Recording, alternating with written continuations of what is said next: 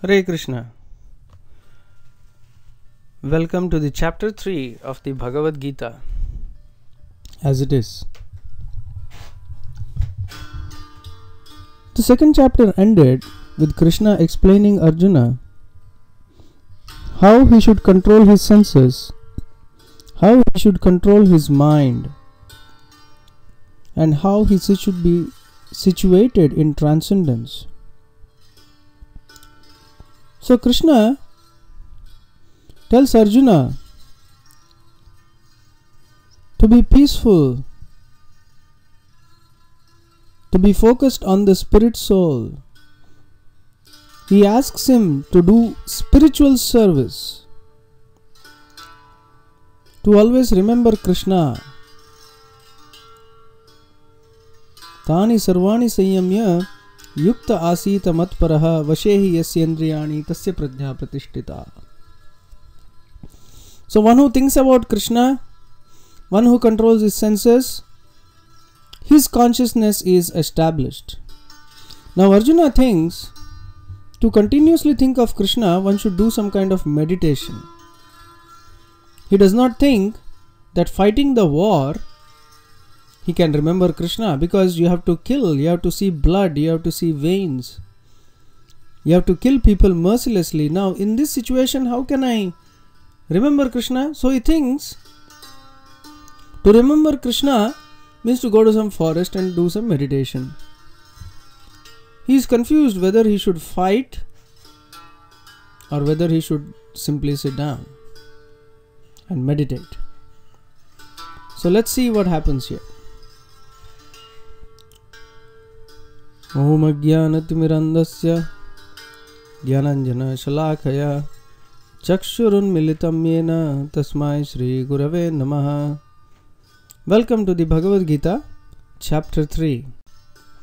Nama Om Vishnu Padaya Krishna Preshtaya Bhutale Srimate Bhakti Raghava Swami Niti Namine. Nama Om Vishnu Padaya Krishna Preshtaya Bhutale Srimate Bhakti Vedanta Swami Niti Namine. Namaste Saraswate Deve Gauravani Pracharine Nirvishesha Shunyavadi Paschatya Deshatarine. This chapter 3 is divided into 5 sections. Section 1 is consisting of 2 shlokas where Arjuna is asking these questions. This section 2, Krishna explains Nishkama Karma Yoga, that is, what is real spiritual activity? What is activity? What is real spiritual activity? Then Krishna will explain how to raise your mentality from a fruitive mentality to a spiritual or devotional mentality. Then he explains how one should act in this world, setting an example and overcoming lust and anger. In short, answering Arjuna's questions, Krishna says that no one can be inactive in this world. Everyone should be active spiritually.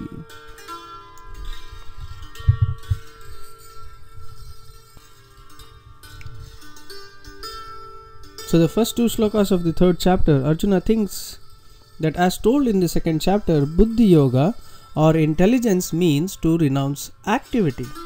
But Krishna in the end urged Arjuna to fight. So Arjuna is confused that spirituality means to renounce or to indulge in active work.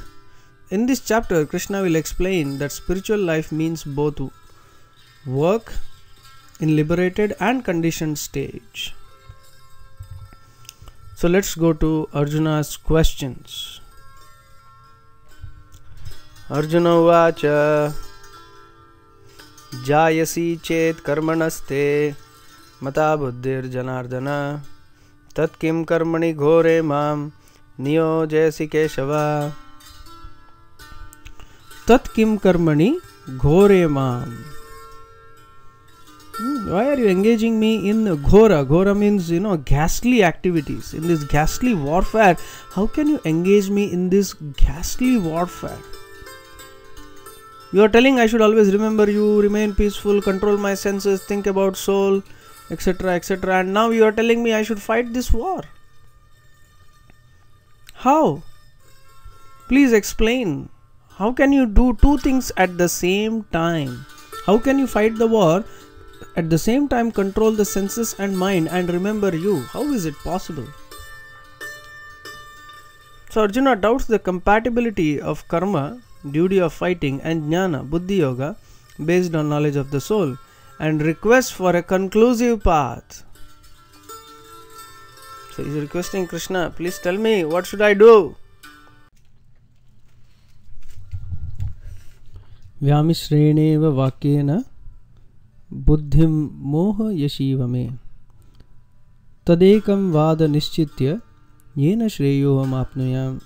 So Arjuna is asking, please tell me, yena shreyoham apnuyam, by which I can get shreya, which is good for me. So he's saying, my intelligence is bewildered by your equivocal instructions. Please tell me decisively what is good for me. So let's go to the background of this question. Krishna explains to Arjuna elaborately, you are not this body, you are the spirit soul. And because you are not this body, you are the spirit soul, you should tolerate all happiness and distress. Then in the end he says that one should not focus on objects of lust, one should not try to enjoy this world, and one should control his senses. But Arjuna is thinking, to fight this war, I have to concentrate on people and kill them. I have to cut off their heads, concentrate on their body parts and cut off with great anger. So Arjuna is thinking, how can he do this with a controlled mind and a controlled senses? How can he think of Krishna while killing, doing such ghastly activities? Of course, Arjuna knows the truth because he is a self-realized soul. But for the sake of general mass of people, he is asking these questions. So you can see in this slide there are two pictures, one of renunciation and one of work. Arjuna is confused. Should I renounce work or should I perform work? Renounce work means his whole idea of renouncing work is that there is no more karma. I renounce everything, I become a sannyasi, I will have no more karma. I will live by begging. That's what he thinks. No karma. But then he thinks work means karma.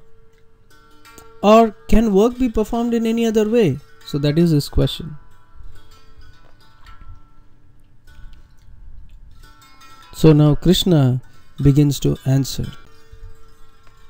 Nishkama Karma Yoga. Shri Bhagavan Uvacha Lokesmin Dvividha Nishtha Pura Prokta Maya Naga Jnana Yogena Sankhyanam Karma Yogena Yoginam. So here the word Anagha means sinless. So Krishna can explain this Karma Yoga to Arjuna because he is sinless. So Krishna tells Arjuna, I have already explained that there are two classes of men who try to realize the self. Some are inclined to understand it by empirical philosophical speculation and others by devotional surveys. So philosophical speculators means they refer the Shastras. They do a lot of meditation and they try to understand what is the self. On the left side you can see a picture where it explains the evolution, how the Purusha or the spirit soul,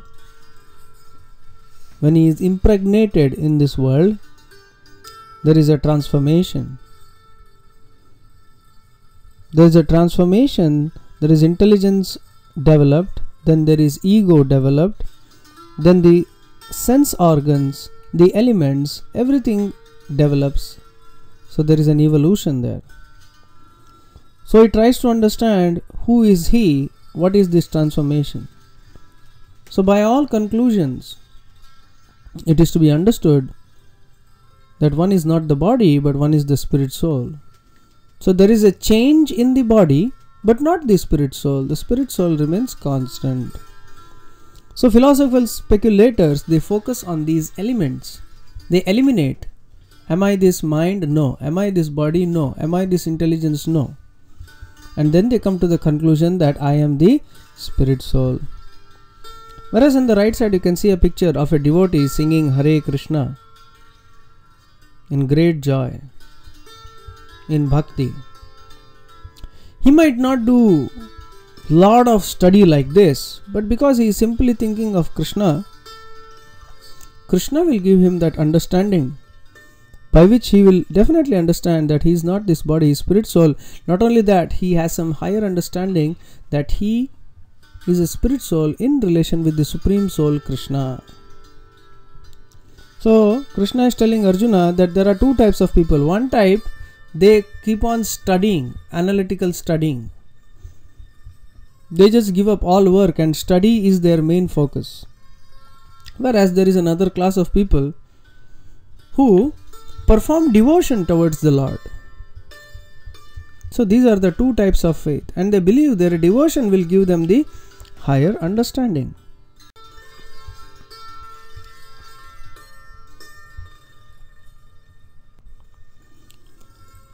न कर्मणाम अनारंभान नैष्कर्म्यम पुरुषोष्णुते न च संन्यासनाद एव सिद्धिम समाधि गच्छति.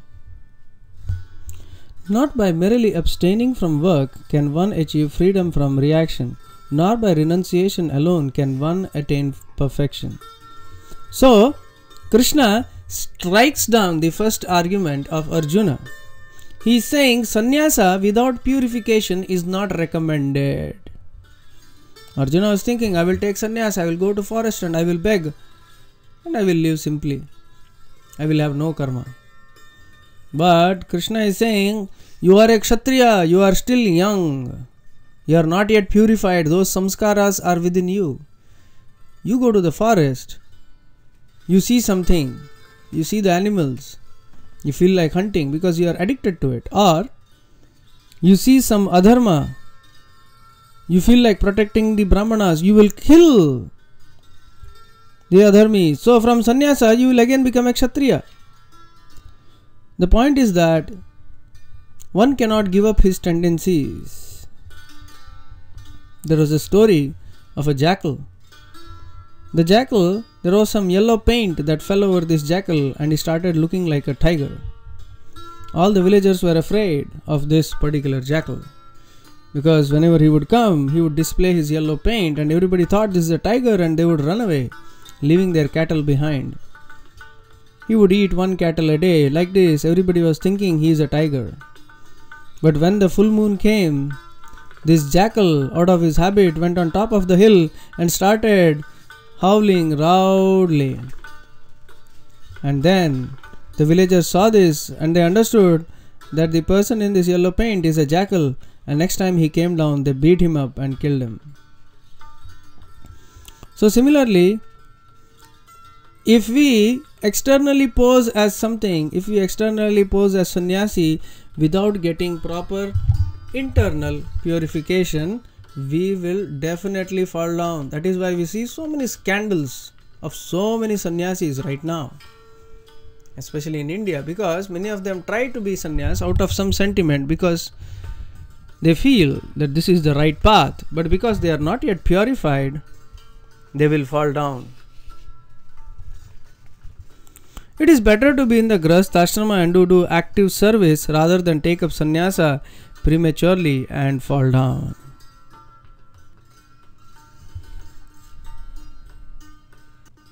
Nahi kaschit kshanamapi jatu tishtatya karma krat karyate hi avasha karma sarva prakritir jairgunaihi. Now Krishna tells Arjuna, you cannot be inactive. Everyone is forced to act helplessly according to the qualities he has acquired from the modes of material nature. Therefore, no one can refrain from doing something even for a moment. So in this world, nobody can sit quietly even for a moment. It is not possible. Everyone is forced to act helplessly. Everyone is helpless in this world. Even if once somebody wants to sit quietly for a long period of time, he cannot do so. The mind will be generating ideas and will push one to act. So what Krishna is trying to tell Arjuna is that even if you try to take sannyas, but your nature is that of a kshatriya, you are an active fighter. Out of some sentiment you may take sannyas right now, but when the time comes, when you are rejuvenated, when you have overcome this depression, you will feel like acting once again. Everybody in this world, nobody can sit quietly. His nature pulls him to act in a certain way. So this is called as modes of material nature. So we can see the three modes of material nature controlling humans. The simple example, when you get angry, you lose control of yourself. Anger takes over you, and anger makes you act in a certain way which everybody regrets later. Sometimes we take some emotional decision like a New Year party, and in that we make a resolution, New Year resolution. I will not smoke this year, out of some sentiment or out of some party mood or whatever. But then, after some time, when we are back to our senses, we realize that this might be difficult to follow. So the three modes of material nature, according to time, place, circumstances, they make everybody act in a certain way. So even if somebody wants to be peaceful or silent, but he has to act according to his nature, and until that is purified, you cannot act in a spiritual way. So one has to purify his tendencies, otherwise nature will force. So that is why one should come to the spiritual stage of Vasudeva, Shuddha Sattva, beyond the modes of nature. One should come to a spiritual platform. Only then he will be able to overcome this.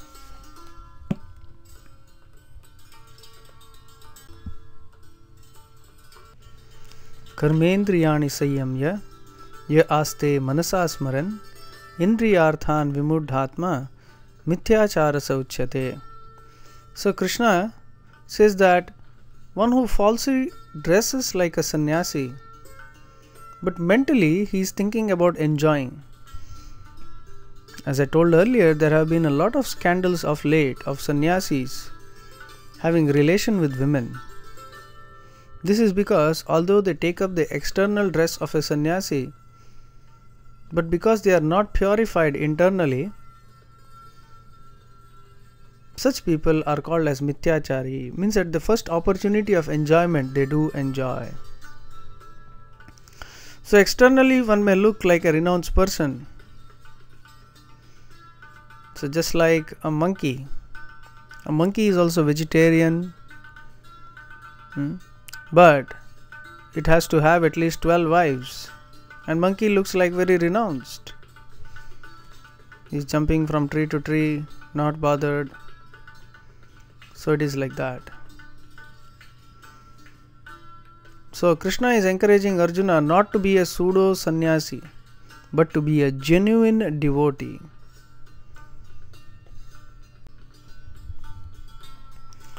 Yastva indriyani manasa niyamya rabhate Arjuna karmendriyehi karma yogam asaktaha savishishyate. On the other hand, if a sincere person tries to control the active senses by the mind and begins karma yoga in Krishna consciousness without attachment, he is by far superior. So Krishna is telling Arjuna, it's better to be in this war and fight it out as a service to Krishna, because Krishna is asking him to do so. Krishna is the Supreme Soul, and his order, he is Bhagavan, his orders are final. So it is better to be in the war and to do it as a service to Krishna. The senses are active, so we have to control them. So Arjuna is thinking we should control them by renunciation, by giving up everything. But Krishna is saying the senses will be pulled by modes of material nature. Therefore, it is better to control the senses by acting in Karma Yoga. Means whatever we are doing, we should try and do it to satisfy Krishna. That is real sannyas. Every day to chant Hare Krishna with the family, to read Bhagavad Gita, that is renouncing all material enjoyment. You are taking to spiritual study. Previously, especially in India, in every house, morning and evening, there used to be bhajans. But now, there are no more bhajans. There is only TV. So that is material enjoyment. But if people do morning and evening, chanting of Hare Krishna Mahamantra, reading of the Bhagavad Gita, offering food to Krishna, then Krishna appreciates that rather than us simply going to the forest and becoming sannyasi.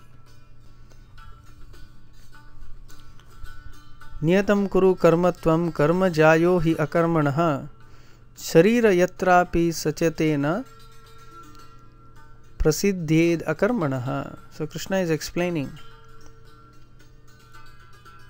that better to perform prescribed duty. So Arjuna is thinking that by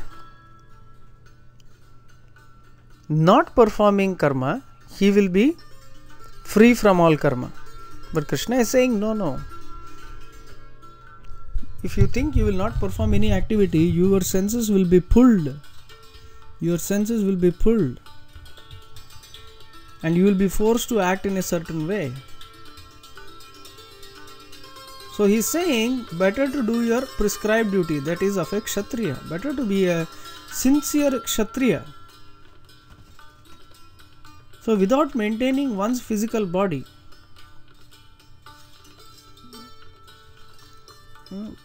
one cannot be really peaceful. We think that sannyasa, we will give up everything. We will not maintain our body, mind, everything. But we realize that even after becoming a sannyasi, there is hunger, there is needs of the mind, you want to travel, you want to do all these things. What if after taking sannyas, you also get a desire to have a family? Such desires are dangerous. So one has to maintain the physical body, the mind and the senses. So one needs some sense gratification. So Arjuna is saying, take to the process of sannyasa gradually. Now perform your duty. By doing your duty at any cost, you will get far more spiritual advancement than simply taking sannyas. One cannot even maintain one's physical body without work. Means one has to maintain his physical body. How can one live without maintaining one's physical body? You will not be peaceful. You have to maintain your physical body. So to maintain physical body, you need some source of food and some source of income. So by performing a prescribed duty, dharma, one will get some material incentive. So that is why in these pictures, in one you see people who are working. And another one, I have tried to put a little comedy picture here. Everyone is forced to work. Nobody likes their job nowadays, but still everyone is forced to work because we have to maintain ourselves. So this necessity is there. And one has to be active. So the bottom line is everyone has to be active. So better to do one's duty and control the senses by offering the fruits to the Lord. You work hard in the office, you work hard in the fields, and whatever you get, you offer it to Krishna. That is akarma.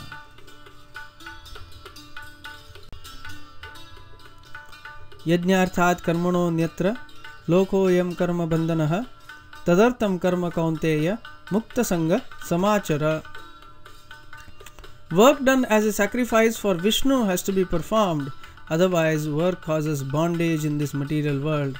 Therefore, O son of Kunti, perform your prescribed duties for his satisfaction, and in that way you will always remain free from bondage.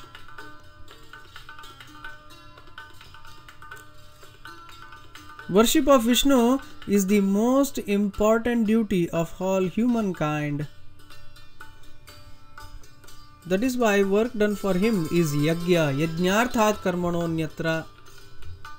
Karma bandhana. If people do not worship Lord Vishnu, they are in karma bandhana.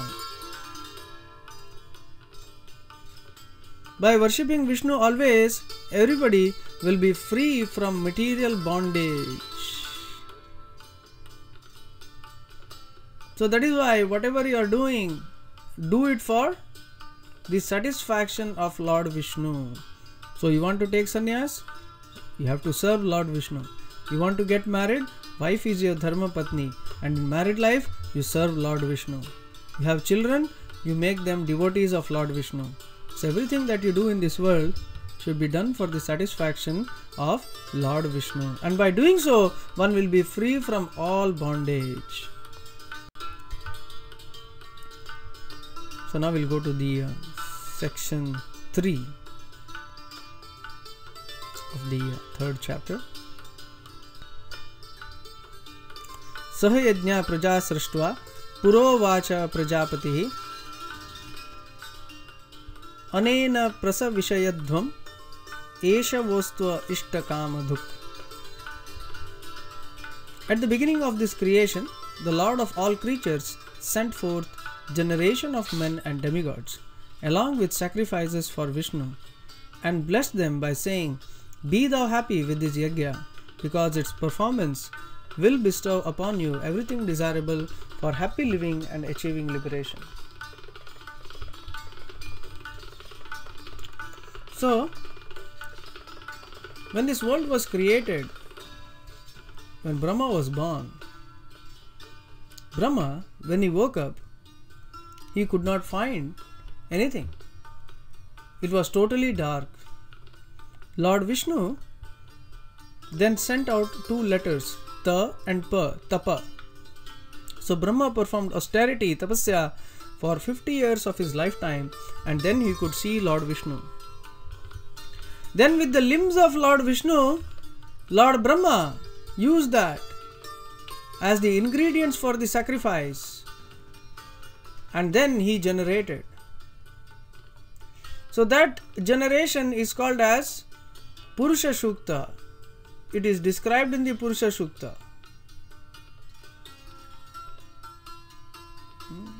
So glorification of the Purusha, it is described very beautifully. The complete generation. So Brahmanas came from his face, Kshatriyas came from his hand, the Vaishyas came from his thighs, and Shudras came from his feet.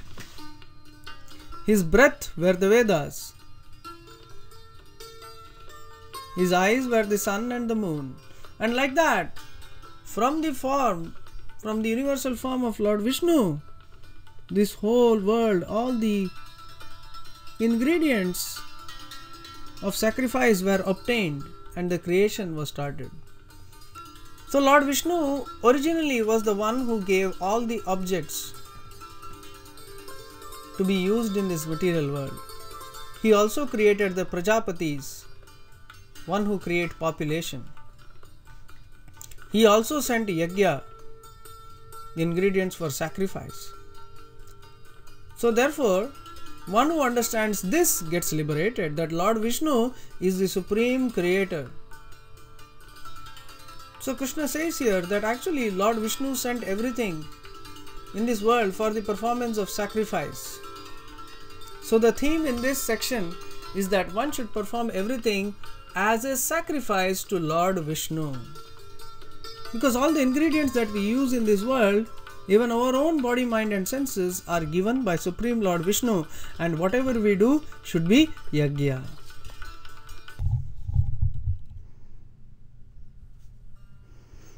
Devan bhavayatanena te deva bhavayantu yaha parasparam bhavayantah shreyah param avapsyata. The demigods, being pleased by sacrifices, will also please you, and thus by cooperation between men and demigods, prosperity will reign for all. Now here demigods means the Devatas, Indra, Chandra, Varuna, Vayu, Ganesha, Shiva, etc. Even Brahma comes under the category of demigods. Except Lord Vishnu and the Supreme Lord Krishna, all the Vishnu Tattvas, they are the Supreme Personality, Supreme Controllers, whereas everybody else is Jiva Tattva. Of course, Lord Shiva is a different category, but he is not the Supreme Controller either. So when by yajna we please Lord Vishnu, through the agency of demigods, Lord Vishnu awards everybody rain, prosperity and happiness. Nowadays, because people are not performing sacrifice, people are killing the cows and performing heinous activities like abortions, murders, cheating, mining, but all these things. Because of that, there is no yajna, and that is why we see there is a lot of climatic change and suffering of the people. But if people satisfy Lord Vishnu, if everybody satisfies Lord Vishnu, if everybody worships Lord Vishnu, there will be peace and prosperity for everybody. So, by the cooperation between men and demigods, prosperity will be there. So, by worshipping Lord Vishnu, there is prosperity and happiness. So, Krishna is trying to tell Arjuna that all the needs of human society can be met by worshipping Lord Vishnu, and worshipping Lord Vishnu, performing sacrifices for Lord Vishnu. So this should be the goal of all works.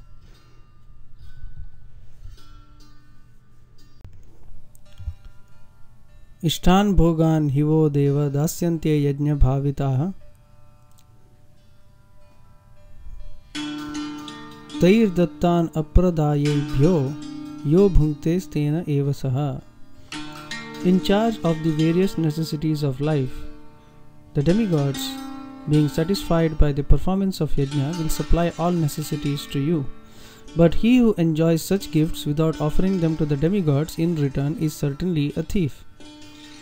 So Krishna is trying to say that all necessities of life can be obtained by the worship of Lord Vishnu, and all the demigods will supply them. But if you do not offer this fruits back to the demigods, just like when you take bath in the Ganga and offer oblations to the Ganga, you take a little bit of Ganges water and offer it back to the Ganges, chanting some mantra.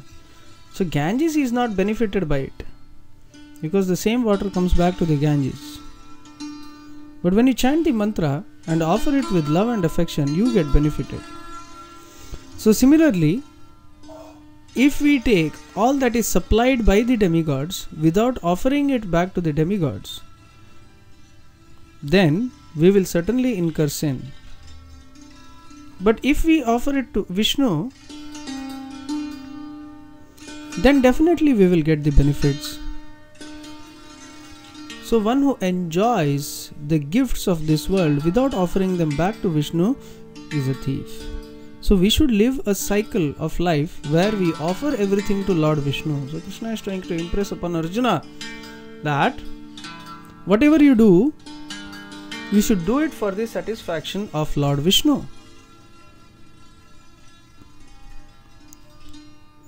Yajna shishta shinas santo muchyante sarva kilbishaihi bhunjate tvam agham papam ya pachatyatma karanat. So devotees of the Lord are released from all kinds of sins because they eat food which is offered first for sacrifice. Others who prepare food for personal sense enjoyment verily eat only sin. So here Krishna is explaining that if you eat food without offering it to me without offering it to Krishna, then it will be sinful. Agham papam means it's a great sin. So here we see a picture where everything is being offered to Krishna first on a big feast. By doing so, the food becomes karma free. Otherwise, it is said, for every grain of rice, every grain of wheat, every grain of morsel of food that we eat, we gain karma. Sometimes even eating one morsel of food, we gain enough karma for hundreds and millions of births. There are bacteria in the ground which grow the food. There are demigods who supplies the heat and light. There are bacteria in the stomach which help you digest the food, which help you taste the food. So all these things are going on. Therefore, if we do not acknowledge them, if we do not offer anything to them, then we will become sinners. But the best is to offer to Lord Vishnu, because by offering something to Lord Vishnu, we become purified. Ya pachat atma karanat, who is eating only for the sake of sense gratification. So, the food that we eat should be offered to Lord Krishna. That is one of the most important principles of Krishna consciousness. If we want to live a sin-free, stress-free life, so before you eat any food, pray to Lord Krishna that he accepts this food.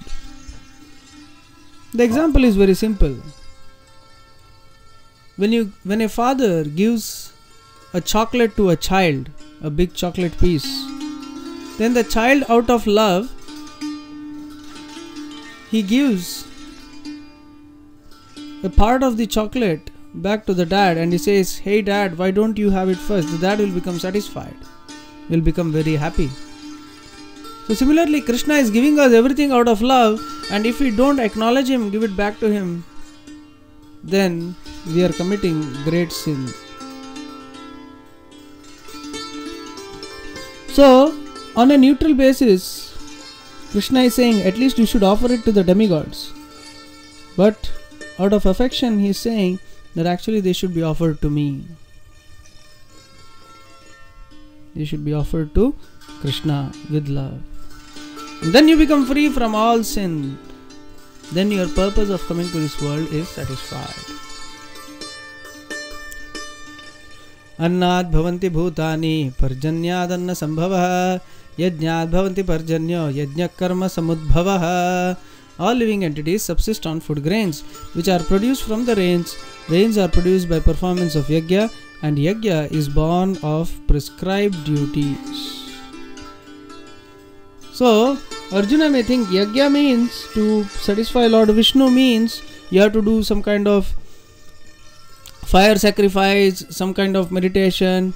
So Krishna is saying that this world is sustained by yajna, because of performance of yajna there is rain, there is crops, there is food. But where is yajna come from? Yajna is your prescribed duty. So the Kshatriya duty of Arjuna, that is the prescribed duty for him, that is yajna for him. So prescribed duty is the yajna for a person. So all living beings subsist on food grains which are produced from rains. So rain comes because of sacrifice. Because people are still chanting Hare Krishna, taking the names of God, there is some yajna, there is some rain in this world.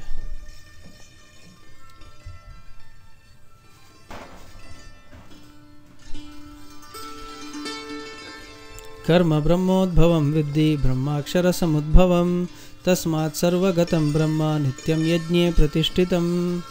So regulated activities are prescribed in the Vedas, and Vedas are directly manifested from the Supreme Personality of Godhead.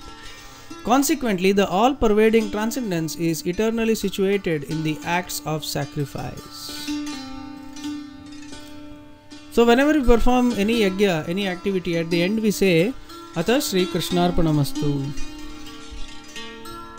So all sacrifice is meant for Vishnu. So any activity that we perform, according to the injunctions of the Vedas, means we are following some rule, we are acknowledging a higher authority. So that activity, in that activity itself is the seed of sacrifice. Yajne pratishtitam, it is situated in yajna. So Brahmakshara means Veda. What is your prescribed duty is explained in the Veda. So when you are performing your prescribed duty, you are following the Veda. So that is yajna, injunctions of Lord Vishnu. So then yajna is complete. So one has to perform his duty in a spirit of devotion to the Supreme. That is the theme once again. Evam pravartitam chakram nanu varta yatihaya aghayur indriya ramo mogam partasa jivati. So Krishna says, my dear Arjuna, one who does not follow in human life the cycle of sacrifice, thus established by the Vedas, certainly leads a life full of sin. Living only for the satisfaction of the senses, such a person lives in vain. So very simply, one who lives simply for the satisfaction of the belly, for the satisfaction of the tongue, for the satisfaction of the genitals, such a person is living a life of complete disobedience of the Vedas. And thus he will not be happy. So the modern world, which is just based on killing of animals, eating meat and enjoying, such a civilization is living in vain. So that is why everybody should act according to the injunctions of Krishna and try to satisfy Krishna. That is the performance of yajna. One should eat of only the food which is offered to Krishna. One should chant the holy names of Krishna. Only then one can be happy. Otherwise life is simply mogham partasa jivati, simply living in vain, just simply achieving some money, building a house, and then when end of life comes, everything is gone. Everything is finished. But if you perform yajna, then there is hope that you can live a next life in devotion to Krishna. Otherwise, millions and millions of births in lower species awaits us if we live a life simply sinful. So we'll continue in the next section with the Karma Yoga. So presented by Gaur Das. For any inquiries, write to me at gaurnataraj@gmail.com. Hare Krishna.